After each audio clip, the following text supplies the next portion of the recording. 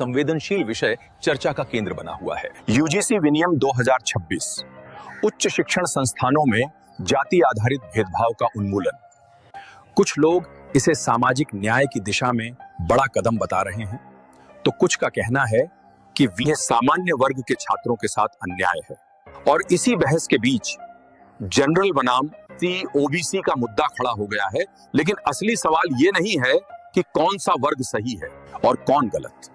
असली सवाल यह है, क्या शिक्षा का उद्देश्य छात्रों को जाति के आधार पर बांटना है, या उन्हें न कोई भड़काऊ भाषा होगी न कोई राजनीतिक एजेंडा, सिर्फ तथ्य, यूजीसी के नियम और जमीनी सच्चाई होगी। वीडियो को अंत तक जरूर देखिए, क्योंकि सोशल मीडिया पर जो बात अधूरी दिखाई जा रही है उसकी पूरी और सच्ची तस्वीर आज इसी वीडियो में सामने आने वाली। चलिए शुरू करते हैं। आज हम विश्वविद्यालय अनुदान आयोग यानी यूजीसी के जिन नए नियमों को देख रहे हैं उनके बारे में एक बात तो साफ है, ये सलाह और सुझावों के दौर का अंत है। हाँ बिल्कुल, ये एक ऐसे युग की शुरुआत है जहां नियमों के साथ साथ सजा भी है। तो आज हम यही समझने की कोशिश करेंगे कि कागज पर लिखे इन सख्त नियमों का मतलब जमीन पर क्या होगा। चलिए इसे खोल कर देखते हैं। इस पूरे बदलाव में जो सबसे बड़ी, सबसे बुनियादी बात है वो क्या है? देखिए, सबसे बड़ी बात है एनफोर्सेबल। बिल्कुल, पहले के जो दिशा निर्देश थे वो एक तरह से सुझाव की तरह थे, मतलब संस्थान चाहे तो माने या ना माने। हाँ, एक तरह की नैतिक अपील थी। लेकिन अब ये एक कानूनी बाध्यता है। अब इन्हें मानना जरूरी है, और अगर कोई नहीं मानता तो सजा भी मिलेगी। जी, पहले की व्यवस्था में यही लीगल टीथ यानी कानूनी शक्ति की कमी थी। ठीक है, तो एनफोर्सेबल यानी प्रवर्तनीय, इसी शब्द को पकड़कर आगे बढ़ते हैं। इन नियमों का आधिकारिक नाम समता के संवर्धन से संबंधित विनियम 2026 है। मकसद तो साफ है, जाति आधारित भेदभाव को खत्म करना। लेकिन हमारे स्रोत ये बताते हैं कि भेदभाव की परिभाषा को ही बहुत बदल दिया गया है, उसे बहुत व्यापक बना दिया गया है। इसका क्या मतलब है? इसे नहीं देखा जा सकता, इसमें कई परतें जोड़ी गई हैं। अच्छा। हाँ, पहली और सबसे महत्वपूर्ण बात तो ये है कि इसमें सिर्फ अनुसूचित जाति यानी एससी और अनुसूचित जनजाति एसटी ही नहीं है। तो फिर पहली बार अन्य पिछड़ा वर्ग यानी ओबीसी को भी स्पष्ट रूप से शामिल किया गया है। ओबीसी को शामिल करना तो वाकई बहुत बड़ा कदम है। हाँ, इसका असर क्या होगा? इसका असर ये है कि अब ये माना जा रहा है कि भेदभाव का अनुभव सिर्फ एससी एसटी समुदायों तक ही सीमित नहीं है। ये सुरक्षा के दायरे को बहुत ज्यादा बढ़ा देता है और एक बड़ी छात्र आबादी को इन नियमों के तहत लाता है। बिल्कुल, और इसके अलावा भेदभाव के आधारों की सूची भी बहुत लंबी कर दी गई है। ये सिर्फ जाति तक सीमित नहीं है। तो इसमें और क्या क्या शामिल है? इसमें धर्म, नस्ल, लिंग, जन्मस्थान, संस्कृति और विकलांगता भी शामिल है। यानी किसी भी। लेकिन जो सबसे दिलचस्प पहलू है वो ये है कि नियम कहता है कि भेदभाव प्रत्यक्ष मतलब डायरेक्ट या अप्रत्यक्ष यानी इनडायरेक्ट दोनों हो सकता है। अप्रत्यक्ष भेदभाव, ये थोड़ा समझने में मुश्किल है। कोई उदाहरण दे सकती हैं कि ये असल में कैसा दिखता है? जरूर। प्रत्यक्ष भेदभाव तो साफ होता है, जैसे किसी छात्र को उसकी जाति के कारण किसी हॉस्टल विंग में कमरा न देना। हाँ, ये तो सीधा सीधा है। पर अप्रत्यक्ष भेदभाव ज्यादा सूक्ष्म होता है। मान लीजिए कोई कॉलेज एक नियम बनाता है कि एक प्रतिष्ठित इंटर्नशिप के लिए सिर्फ वही छात्र आवेदन कर सकते हैं जिनके माता पिता किसी खास प्रोफेशन में हो या जिनकी पारिवारिक आय एक निश्चित स्तर से ऊपर हो। सतह पर तो ये नियम के लिए एक जैसा है, लेकिन इसका असल असर ये होगा कि ऐतिहासिक रूप से जो वंचित समुदाय हैं उनके ज्यादातर छात्र अपने आप उस इंटर्नशिप की दौड़ से बाहर हो जाएंगे। अच्छा, तो भले ही नियम का इरादा भेदभाव करना ना हो, उसका परिणाम भेदभावपूर्ण है। आपने सही समझा। इन नए नियमों के तहत इसे भी भेदभाव माना जाएगा। मूल सिद्धांत ये है कि कोई भी नीति या व्यवहार जो शिक्षा में समानता के अवसर को बाधित करे या किसी की मानवीय गरिमा का उल्लंघन करे, वो भेदभाव है। ठीक है, तो परिभाषा तो एकदम साफ और बहुत मजबूत कर दी गई है। लेकिन असली चुनौती तो इसे लागू करने में आती है। एक बड़े कॉलेज या यूनिवर्सिटी के अंदर इस सिस्टम को चलाएगा कौन? क्योंकि समितियां और सेल तो पहले भी होते थे। आपने बिल्कुल सही नब्ज पकड़ी है। और इसी अब हर उच्च शिक्षण संस्थान यानी HEI के लिए एक समान अवसर केंद्र या EOC स्थापित करना अनिवार्य होगा। EOC? हाँ, इक्वल अपॉर्चुनिटी सेंटर। और ये सिर्फ एक नाम नहीं होगा, बल्कि ये उस संस्थान में समानता सुनिश्चित करने की मुख्य नोडल एजेंसी होगी। लेकिन पहले भी तो SC/ST सेल हुआ करते थे, तो ये EOC उन पुराने सेलों से अलग कैसे है? ऐसा क्या है इसमें जो इसे सिर्फ कागजी कार्रवाई बनने से रोकेगा? बहुत अच्छा सवाल है। फर्क इनके काम करने के तरीके में है। पुराने SC/ST सेल्स ज्यादातर प्रतिक्रियाशील थे, रिएक्टिव थे। मतलब शिकायत आने पर काम करते थे। बिल्कुल। लेकिन EOC को सक्रिय यानी प्रोएक्टिव भूमिका निभानी होगी। इसके 3 मुख्य काम हैं। पहला, समानता और सामाजिक समावेशन को सक्रिय रूप से बढ़ावा देना, यानी कैंपस में वर्कशॉप, सेमिनार, इस तरह का इंतजार नहीं करना। ठीक है। दूसरा, सभी छात्रों के लिए समान पहुंच सुनिश्चित करना, चाहे वो लाइब्रेरी हो, लैब हो, हॉस्टल हो या स्कॉलरशिप। EOC को ये सब देखना होगा। हाँ, और तीसरा जो पारंपरिक काम है, भेदभाव से जुड़ी शिकायतों का निष्पक्ष और समय पर समाधान करना। ठीक है, तो EOC एक नोडल एजेंसी है, लेकिन हमारे स्रोतों में एक समता समिति या इक्विटी कमेटी का भी जिक्र है।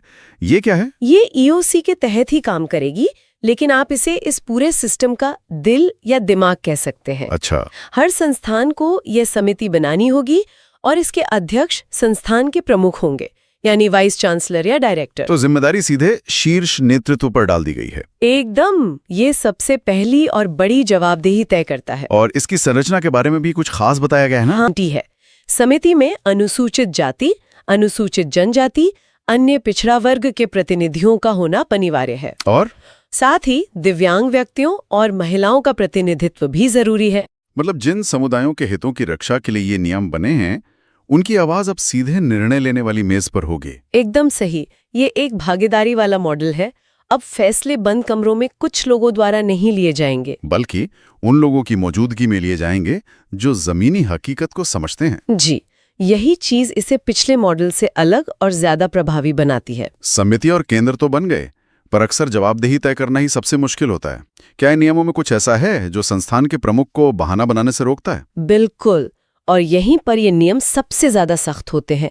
जवाबदेही की एक बहुत स्पष्ट और कड़ी श्रृंखला बनाई गई है। कैसे? देगा। अब यहाँ पर एक बहुत महत्वपूर्ण शब्द आता है, डायरेक्ट लायबिलिटी। डायरेक्ट लायबिलिटी, सीधी उत्तरदायित्व। इसका मतलब है कि अब सारा दारोमदार वाइस चांसलर पर है। आप बिल्कुल सही समझे। वो ये नहीं कह सकते कि ये किसी और विभाग की गलती थी। नहीं, अगर उनके संस्थान में नियमों का पालन नहीं होता है तो वो सीधे तौर पर जिम्मेदार माने जाएंगे। उन्हें UGC को एक विस्तृत वार्षिक रिपोर्ट भेजनी होगी। तो जिम्मेदारी टालने की कोई गुंजाइश नहीं है। कोई गुंजाइश नहीं छोड़ी गई है। और अगर कोई संस्थान इन सब के बावजूद नियमों का पालन नहीं करता है तो क्या सिर्फ एक और नोटिस भेजा जाएगा? नहीं, अब बात नोटिस से बहुत आगे बढ़ गई है। बहुत आगे।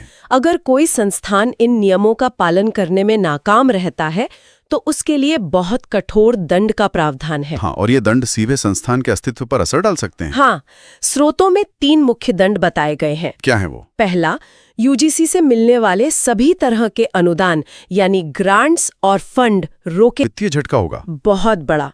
ये उनके रोजमर्रा के कामकाज को भी प्रभावित कर सकता है। ये तो वाकई बहुत कड़ा है। और बाकी 2 दंड क्या है? दूसरा दंड संस्थान के विस्तार पर चोट करता है।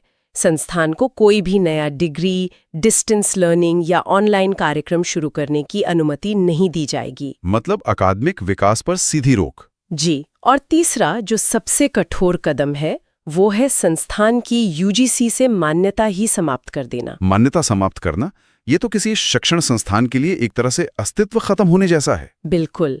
इसका मतलब है कि उनकी डिग्री की कोई कीमत नहीं रहेगी। ये एक तरह का न्यूक्लियर ऑप्शन है। और निगरानी का कोई और स्तर भी है? हाँ, एक राष्ट्रीय स्तर की निगरानी ये पूरे देश में नियमों के लागू होने पर नजर रखेगी। जी, और साल में कम से कम 2 बार बैठक करेगी। किसी भी यूनिवर्सिटी की मान्यता रद्द कर देना, ये तो बहुत ही कठोर कदम है। जाहिर है, UGC ऐसा तभी करेगा जब समस्या बहुत ज्यादा गंभीर हो। और हमारे स्रोत जो आंकड़े दिखा रहे हैं वे वाकई चौंकाने वाले हैं। हाँ, और ये आंकड़े ही इस सवाल का जवाब देते हैं कि इतने कड़े नियमों की जरूरत आखिर पड़ी क्यों। IIT दिल्ली का 2019 का एक अध्ययन बताता है कि ऐतिहासिक रूप से वंचित जातियों के 75% छात्रों को परिसर में किसी न किसी तरह के भेदभाव का सामना करना पड़ता है। 75%। इस आंकड़े पर एक पल रुकने की हर छात्र की कहानी है। बिल्कुल, ये दिखाता है कि समस्या कितनी गहरी और व्यापक है। ये सिर्फ कुछ बुरे लोगों या कुछ घटनाओं की बात नहीं है। ये एक प्रणालीगत समस्या है, एक सिस्टेमिक इशू। और ये भेदभाव छात्रों पर बहुत गहरा असर डालता होगा। हाँ, और ये असर बहुआयामी होता है। ये जानना बहुत जरूरी है। ये सिर्फ आंकड़े नहीं हैं, इनके पीछे छात्रों के असल अनुभव हैं। किस तरह का असर होता है उन पर? स्रोत इसे 3 मुख्य भागों में बांटते हैं। पहला है मनोवैज्ञानिक बहिष्कार। मनोवैज्ञानिक बहिष्कार। उसे लगातार ये महसूस कराया जाता है कि वो मेरिट से नहीं आया है। इससे तो उनमें गंभीर चिंता और आत्मसम्मान में कमी आती होगी। बहुत ज्यादा। एक तरह का अदृश्य मानसिक दबाव जो उनकी पढ़ाई पर लगातार असर डालता रहता है। और जब ये दबाव बढ़ता है तो वो घेट्टोकरण, गेटोइजेशन का रूप ले लेता है। ये शब्द 2007 की थॉरट समिति की मुंह बन जाते हैं। छात्रावासों में, मेस में, यहाँ तक कि क्लासरूम में भी छात्र अपनी जाति के आधार पर अलग थलग पड़ जाते हैं। और इसका सीधा असर उनकी पढ़ाई पर पड़ता होगा। यहीं पर तीसरा और सबसे विनाशकारी प्रभाव सामने आता है, जो है शैक्षणिक प्रभाव। जब कोई छात्र लगातार मनोवैज्ञानिक दबाव और सामाजिक अलगाव झेल रहा हो, तो उसका ध्यान पढ़ाई पर कैसे लगेगा? इससे ड्रॉप आउट दर बढ़ती है, उनकी ग्रेड्स गिरते हैं और वो अपनी पूरी क्षमता का प्रदर्शन ही नहीं कर पाते।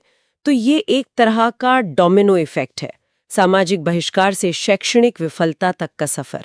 ये समझना भी जरूरी है कि ऐसा नहीं है कि पहले कोई सुरक्षा उपाय नहीं थे। संविधान में अनुच्छेद 15 और 46 हैं, SC/ST एक्ट भी है। तो फिर ये नियम क्यों? अक्सर लीगल टीथ यानी कानूनी शक्ति के बिना थे। मतलब कागजी या शक्ति? हाँ, उनकी सिफारिशें मानने के लिए संस्थान बाध्य नहीं थे। ये नए नियम उसी कमी को पूरा करते हैं और उन्हें वास्तविक शक्ति प्रदान करते हैं। तो ठीक है, नियम बना दिए गए, सजा तय कर दी गई। ये एक मजबूत स्टिक यानी डंडा तो है, लेकिन क्या स्रोत सिर्फ यहीं रुक जाते हैं? क्या सिर्फ कानून और डर से मानसिकता बदल सकती है? संस्थागत जातिवाद को खत्म करने के लिए कुछ और भी सुझाव दिए गए हैं? ये बहुत महत्वपूर्ण सवाल है और अच्छी बात यह है कि स्रोत इससे आगे जाते हैं। वे समझते हैं कि सिर्फ दंडात्मक कार्रवाई काफी नहीं है। तो एक सकारात्मक माहौल बनाने के लिए क्या सुझाव है? एक सुझाव है कि राष्ट्रीय अनुसूचित जाति आयोग NSCC द्वारा सभी केंद्रीय विश्वविद्यालयों का वार्षिक शून्य भेदभाव सोशल ऑडिट किया जाए। Social audit? ये एक दिलचस्प। सिर्फ कागज पर नहीं, इसके अलावा शिक्षा के स्तर पर भी कुछ बहुत प्रगतिशील सुझाव हैं। जैसे पाठ्यक्रम में सुधार, पाठ्यक्रम को उपनिवेशवाद से मुक्त करने, डीकोलोनाइज करने और उसमें दलित इतिहास, साहित्य और विचारकों को उचित स्थान देने की बात कही गई है। ये तो ज्ञान के स्तर पर बदलाव लाने की कोशिश है। छात्रों के लिए कोई सुझाव है? हाँ, नए छात्रों के लिए मेंटरशिप सर्कल बनाने का सुझाव है ताकि सीनियर छात्र उनकी मदद कर सकें। लेकिन एक बहुत जरूरी सुझाव फैकल्टी के लिए है। अच्छा, उनके लिए क्या? उनके लिए अनिवार्य अनलर्निंग कास्ट कार्यशालाएं आयोजित करने की बात कही गई है। अनलर्निंग कास्ट शालाएं, ये सुनने में तो बहुत दिलचस्प लेकिन मुश्किल भी लग रहा है। एक प्रोफेसर को इसमें क्या अनलर्न यानी भुलाना सिखाया जाएगा? इसका मकसद है फैकल्टी को उन सूक्ष्म उत्पीड़न यानी माइक्रो एग्रेशंस को पहचानने में मदद करना, जो सतह पर सामान्य लगती है लेकिन किसी खास समुदाय के छात्र के लिए अपमानजनक हो सकती है, जैसे किसी छात्र की अंग्रेजी का मजाक उड़ाना या ये मान लेना कि वो किसी खास विषय में कमजोरी होगा। बिल्कुल, इन कार्यशालाओं का उद्देश्य इसी छिपे हुए पूर्वाग्रह के प्रति शिक्षकों को संवेदनशील बनाना है। और अंत में खाली पड़े आरक्षित पदों को भरने के लिए विशेष भर्ती अभियान चलाने का भी सुझाव है। जी बिल्कुल, ताकि प्रतिनिधित्व सिर्फ छात्रों में ही नहीं बल्कि शिक्षकों में भी बढ़े। जब छात्र अपने जैसे पृष्ठभूमि के शिक्षकों को देखते हैं तो उनका आत्मविश्वास बढ़ता है। तो कुल मिलाकर ये सिर्फ कुछ नए नियम नहीं हैं, ये सलाह देने की संस्कृति से हटकर सख्त प्रवर्तन और सीधी जवाबदेही की ओर एक बहुत बड़ा और शायद जरूरी कदम है। ये शिक्षा के अधिकार से समान शिक्षा के अधिकार की ओर एक महत्वपूर्ण यात्रा है। बिल्कुल, ये नियम ये एक तरह से सिस्टम को ठीक करने की कोशिश है, लेकिन इनकी असली सफलता इस बात पर निर्भर करेगी कि संस्थाएं इन्हें किस प्रतिबद्धता के साथ लागू करती हैं। और परिसरों में सिर्फ नियमों के डर से नहीं बल्कि समानता की एक वास्तविक संस्कृति को बढ़ावा देने के लिए कितने इच्छुक हैं। हाँ, यही असली चुनौती होगी। जाते जाते श्रोताओं के लिए एक विचार छोड़ते हैं। स्रोतों ने संस्थागत बदलाव के लिए एक व्यापक योजना तैयार की है, नियम, समितियां, दंड और सांस्कृतिक बदलाव की पहल। लेकिन कागज पर नियमों को बदलने के अलावा किसी परिसर के भीतर दिन प्रतिदिन के सामाजिक व्यवहार और लोगों के दिमाग में गहरी बैठी हुई धारणाओं को बदलने में सबसे बड़ी अनपेक्षित चुनौती क्या हो सकती है?